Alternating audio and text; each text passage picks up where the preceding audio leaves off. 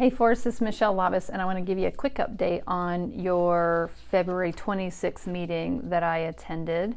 I have another video out there that will talk about Wessler and their update, and this one is just kind of on what was happening in council. So there's something kind of interesting with your park board and the Tree Town Festival that I don't know all what has happened. Everybody was being very nice, but it sounds like the commissioners or somebody involved with the commissioners wanted to maybe see if could have alcohol at the Tree Town Festival, because it's not allowed in your current bylaws or regulations.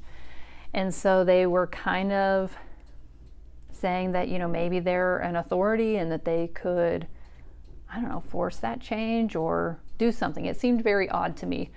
And so your solicitor came back and talked about what a joint district would be. So there's different ways to form a joint district. Like you can have the people who created it, or if you have donors kind of collaborate together, they're part of a joint district, but that's not really what you have. The park board is something that council created, and it's with the Riverdale schools and council are the members. So nobody else has funded it.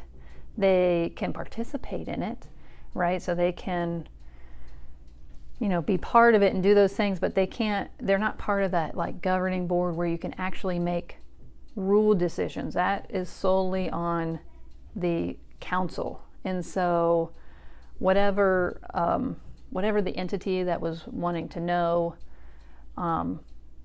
unless council approves it, to have alcohol, there will be no alcohol at the Tree Town Festival. So kind of interesting kind of turn, which I think is great, that you don't have any outside influence in that you get to keep it solely there with your Riverdale school and council. So anyway, something interesting. The safety group got together. They had a huge update. So really some fun things. You got $50,000 grant for turnout gear for 18 people. So it's $6,000 to $8,000 a piece. So it'll be great. That is such an important piece of equipment to keep people safe. They also got $9,000 for tools. They got some money for body armor. They got a new e-ticket process where they used to just write it down on pieces of paper, and now that can be done electronically. It doesn't fully enmesh with all the systems, but it definitely logs them and gets them where they need to go a lot quicker. And of course it's not handwriting, so that's good. So that's going to go into effect. You guys have a scooter ordinance, which I think was already in place, and now they're working on a U-turn ordinance. Your vac system. All right, so there's a couple things with maintenance. You guys had a Watermain break, and so Jay's been there at the village for 2 years, and he's got his dedicated crew, and they've watched a lot of times when these people come in and fix the Watermain breaks. Well, they've learned enough and they've done enough that I think they fixed this last one on their own, and so that's a huge accomplishment for Jay and his crew to be able to do that, because now it's stuff that's in-house, of course, if it's not too difficult, I guess, but they were able to take care of that. They turned off a valve, and so they didn't have a bunch of water there, but then when they went to turn the valve back on, it was stuck, and so then you had to do another repair on that valve. And there was one house, there was 4 houses or something without water, and they were able to supply them with water, which is what their policy says. And so that got all taken care of, and it's always a learning process, and it's just an old system, so trying to work with it, but they got that taken care of. They got 4 new pumps and additional training. So you have the pumps on site, so when they go down, you can replace them and maybe repair the old ones. And so they're trying to get ahead of the game, which is very difficult to do. I mean, it takes a long time to turn a board, to turn a council, to handle the problems that are happening and make progress. So, good job, Forrest, for sticking with it and seeing it through.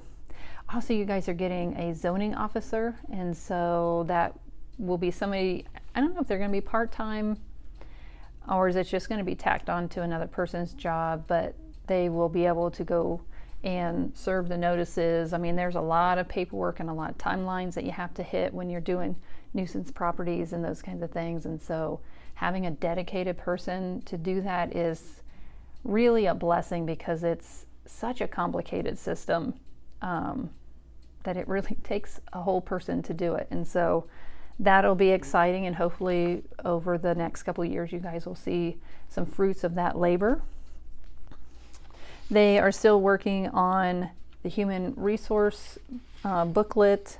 That's been a project that's been long time coming. So other than that, I think Forest is going well. You're still having issues with your water bills. I know they got rid of the G Money system, which was terrible, and then it kind of sounds like they've had a little bit of bumps on this next one, but they're gonna set up an email so that they can send out email notices of whatever's going on. And so anyways, Brenda's trying and getting things situated, and at least in a better situation with a new program. So anyways, we will see you around, Forest. Okay, bye.